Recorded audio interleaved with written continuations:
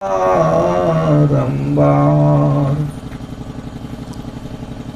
धन्य धन्य सतगुरु सुखद, महिमा कही न जाए। जो कुछ कहो तुम्हारी कृपा, मोते कछु न बसाए। मोते कछु न बसाए। बोलिए प्रेम से श्री सद्गुरु महाराज की। अव्यक्त रूप में सर्वत्र विराजमान परमाराध्य ब्रह्मलीन श्री सद्गुरु महाराज के पावन चरण कमलों में कोटि कोटि प्रणाम। मंचासीन परम आदरणीय परम श्रद्धेय मेरे बड़े भैया के रूप में स्वामी अनुपम बाबा के पावन चरणों में कोटि कोटि प्रणाम। उनके बगल में बैठे हुए स्वामी भुवनेश्वर बाबा के चरणों में प्रणाम। और साथ में जितने भी हमारे मंचासीन महात्मा गण हैं, सबको मेरा प्रणाम। आदरणीय धर्म प्रेमी सज्जन वृंद तथा परमादरणीय माताओं तथा भक्तिमती बहनों, सबों को मैं आदर के साथ सुंदर वाणी से प्रणाम करता हूँ।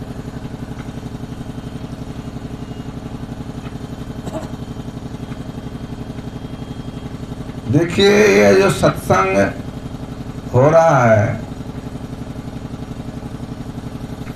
यह हमारी माता श्रीमती रेखा देवी जी अपने भांजा या भगना कहिए, उनके श्राद्ध के शुभ अवसर पर यह सत्संग करा रही है।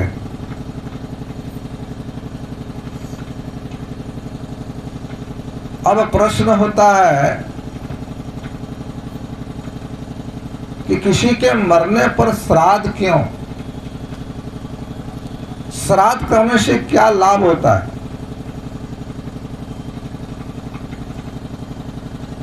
और सत्संग भी हो रहा है। श्राद्ध के साथ साथ आप देख रहे हैं कि यह सत्संग भी हो रहा है, दोनों कार्यक्रम हो रहा है।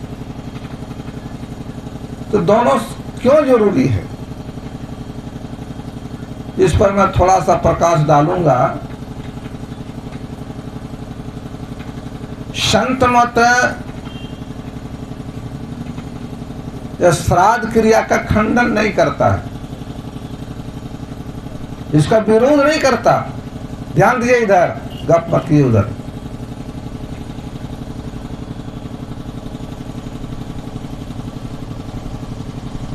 लेकिन संत मत यह भी मानता है कि श्राद्ध करने से मुक्ति नहीं मिलती है।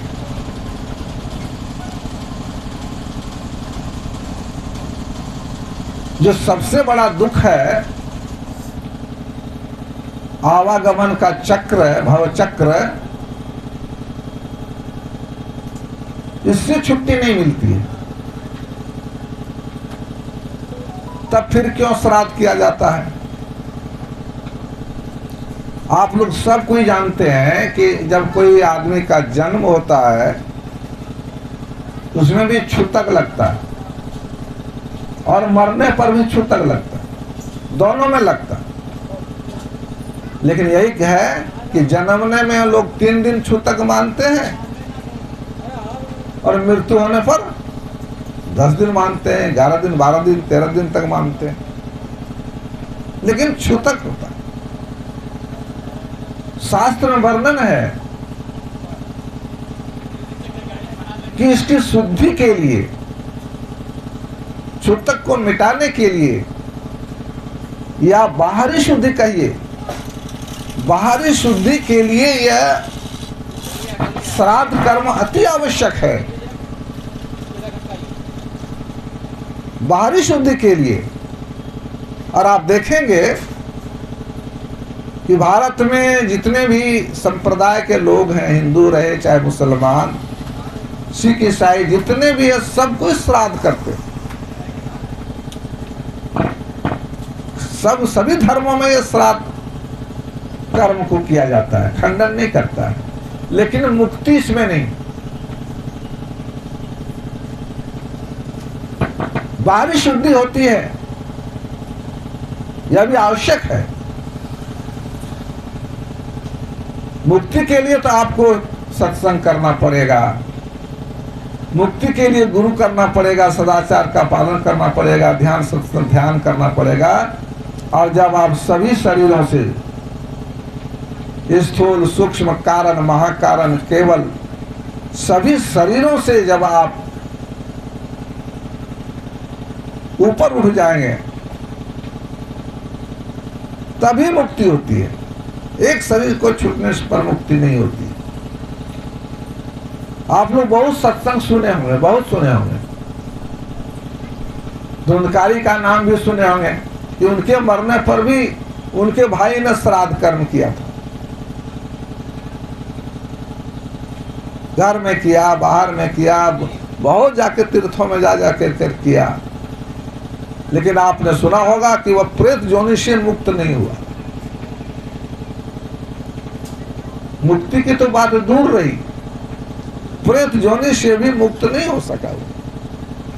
यह बाहरी शुद्धि के लिए अति आवश्यक है। हमारे गुरु महाराज भी जब गए तो उसके लिए भी श्राद्ध किया गया था। यह कर्मकांड का विषय है। पहले कर्मकांड होता है, तब होता है साधना कांड, उपासना कांड, तब अंत में ज्ञान कांड। यह तो कर्मशः है। जब गोकर्ण ने उसको सत्संग सुनाया, भागवत सुनाया, सत्संग सुनाया, तब कहीं जाकर के प्रेत जोनि से मुक्त हुए और उनकी मुक्ति मिली। लेकिन कौन मुक्ति मिली? ये सदा सदा के लिए मुक्ति नहीं मिली। आवागमन चक्र से छूटने वाली मुक्ति, परम निर्वाण मुक्ति नहीं मिली। सारूप मुक्ति मिली, लेकिन वो मुक्ति नहीं मिली जिससे कि आवागमन छूटता है। इसीलिए सत्संग की आवश्यकता है। सत्संग की इतनी महिमा है कि बिना सत्संग के मुक्ति नहीं। सत्संग को ठीक से समझेंगे तब। सत्संग का 2 पाठ, ये प्रथम पाठ है, पहला पाठ, पहला भाग है, बाहरी सत्संग है। इससे क्या होता है? इससे, इसमें आने से क्या होता है? इसकी भी बहुत महिमा है। वेद में इसको क्या कहा? इस सत्संग को वेद में क्या कहा? बुद्धि योग। बुद्धि योग मतलब सत्संग। बुद्धि योग का क्या अर्थ हुआ? दृढ़ निश्चय से। बुद्धि योग का अर्थ हुआ दृढ़ निश्चय से परमात्मा में बुद्धि को लगाना ही बुद्धि योग अर्थात सत्संग।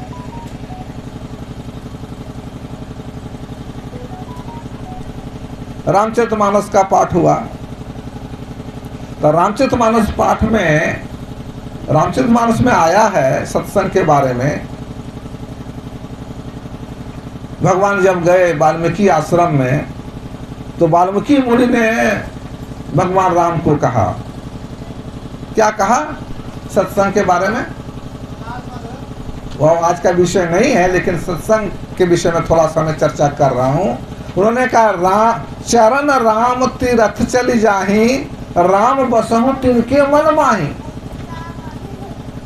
सत्संग को भगवान वाल्मीकि राम जी क्या कहते हैं? राम तीर्थ। सत्संग को राम तीर्थ करते हैं कि हे राम, जो राम तीर्थ में चले जाते हैं, चरण राम। तो इस तीर्थ में जो पैदल चल करके, यहाँ लिखता है चरण मतलब पैदल चल करके जाही,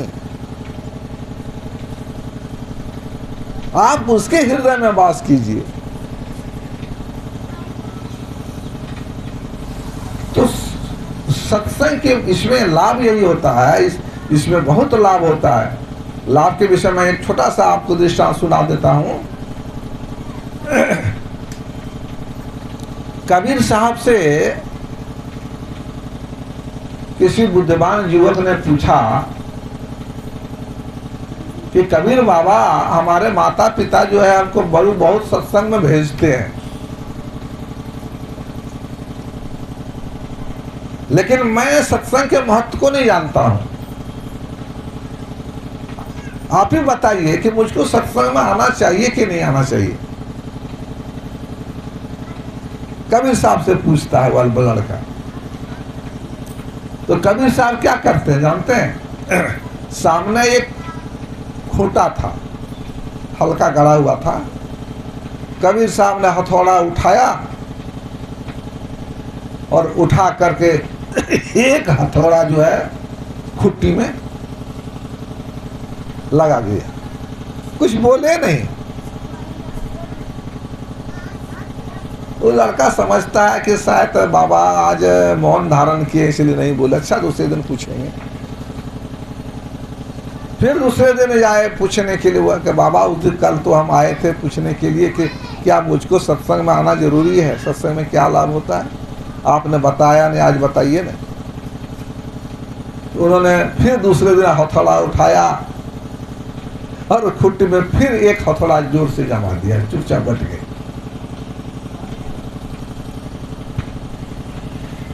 इसी तरह तीसरा दिन भी हुआ। चौथे दिन उन्होंने सोचा कि देखिए बाबा तो 3 दिन से आ रहे हैं, लेकिन हमारे प्रश्नों का आज बाबा से बोलवाइए लेंगे कि सत्संग हमको आना चाहिए कि नहीं आना चाहिए। चौथा दिन जाकर के पूछता है कि बाबा आप 3 दिन से हमको घुरा रहे हैं, सत्संग में हमको आना चाहिए, अपने माता पिता भेजते हैं बार बार और हमको आने का मन नहीं करता, आप ही बताइए मुझे आना चाहिए, लाभ क्या है इससे। कबीर साहब कहते अरे मैं तो रोज बता रहा हूं, तुम समझो तब तो। मर कुछ तो नहीं आप बता रहे हैं, आप तो खाली देखते हैं कि हथौड़ा का चोट खुट्टा पर 3 दिन से लगा रहे हैं। कहा यही तो मैं बता रहा हूं, यही तो सीखने की चीज है। आप देखते हो ना, जितना इसमें चोट पड़ता है, इस खुट्टे की पकड़ जो है जमीन से उतना ही ज्यादा होती जाती है। उसी तरह सत्संग में तुम जाओगे ना, तो संत महात्मा लोग प्रवचन करते हैं, संतों की वाणी तुम्हारे हृदय या मन रूपी खूंटे पर जब चोट लगेगा ना, तो तुम्हारा भी मन, तुम्हारी बुद्धि, तुम्हारा चित्त जो है उस सत्संग के प्रति, सत्य के प्रति, परमात्मा के प्रति पकड़ मजबूत हो जाएगी। बोले प्रेम से श्री। इसीलिए सत्संग से बहुत लाभ है। परमात्मा के प्रति आप आएंगे ना, तो परमात्मा के प्रति आपके मन में पकड़, आस्था, श्रद्धा, विश्वास मजबूत होगी। पहला काम यही होगा सत्संग में आने से। कबीर साहब के विषय में उन्होंने लिखा है, देखिए, कहे कबीर समझाए, बात सुन सुन आवे हांसी, पाप करो या पुण्य सबे स्वर्ग के वासी। कितने भी मानव मरे, कहे स्वर्ग को जाए, पता नहीं किस मूर्ख ने नरक को दिया बनाए।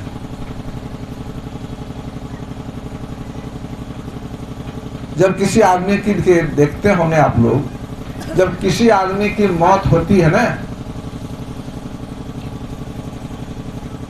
तो उसके रिश्तेदार लोग क्या करते हैं, वो जो मृत आत्मा का फोटो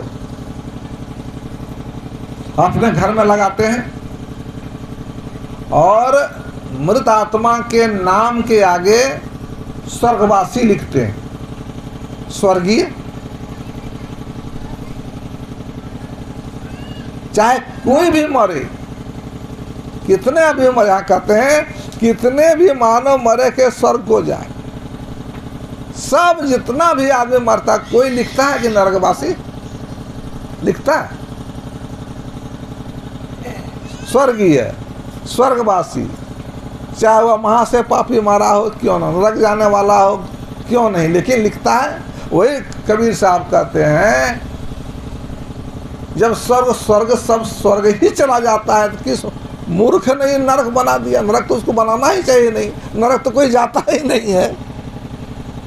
ये बात नहीं है। हंसने की बात इसलिए है कि अपने आए हैं सो जाएंगे राजा रंग फकीर, कोई सिंहासन पर चढ़ी चले कोई बांधे जात जमीन। अरे अपने कर्मों के अनुसार लोग जाता है।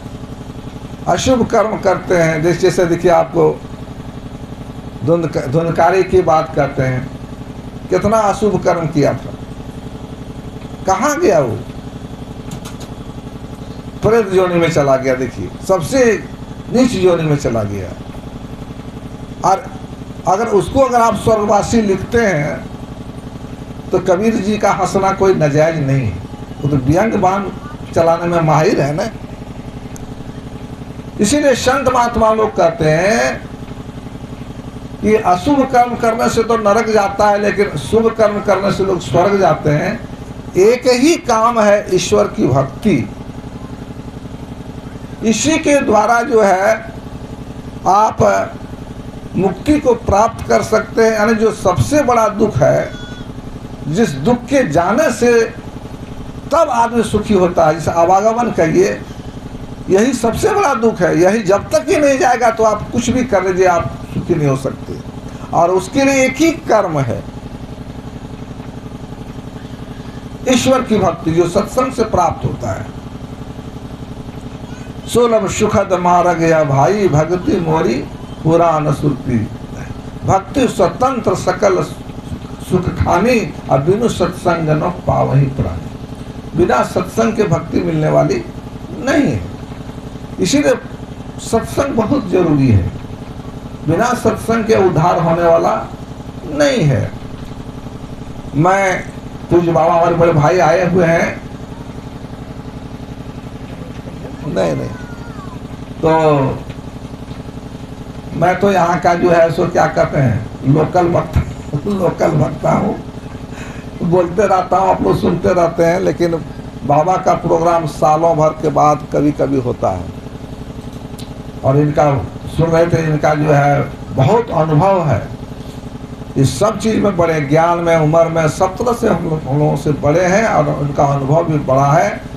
इसलिए आप लोग पूज्य बाबा के मुखारबिंद, संत बाबा को पहले ही कह दिए थे घर में कि बाबा हम बहुत कम बोलेंगे, आज आपको बोलना है। तो बाबा ने कहा अच्छा ठीक है, बोलिए प्रेम से श्री सदगुरु महाराज की जय। श्री सदगुरु महाराज की जय। अपने शरीर के अंदर आंतरिक शुद्धि चाहते हैं तो सत्संग रूपी गंगा में स्नान करना होगा। अभी उपदेश स्वामी का श्रवण कर रहे थे पूज्य स्वामी हरिओम बाबा के मुखारबिंद से। लगाओ इसको। हमारे साईं बाबा भी कहते हैं सत्संग में ज्ञान रूपी गंगा बहती है, जो इसमें शामिल होते हैं उसी का परम कल्याण होता है। तो आइए अब हमारे बीच हैं पूज्य स्वामी अनुपम बाबा, जो भरैया आश्रम से पधारे हैं। आप हम गुरु भक्तों के बीच आरती तक उपदेश करने की कृपा करें। बोलिए प्रेम से श्री सदगुरु महाराज की जय।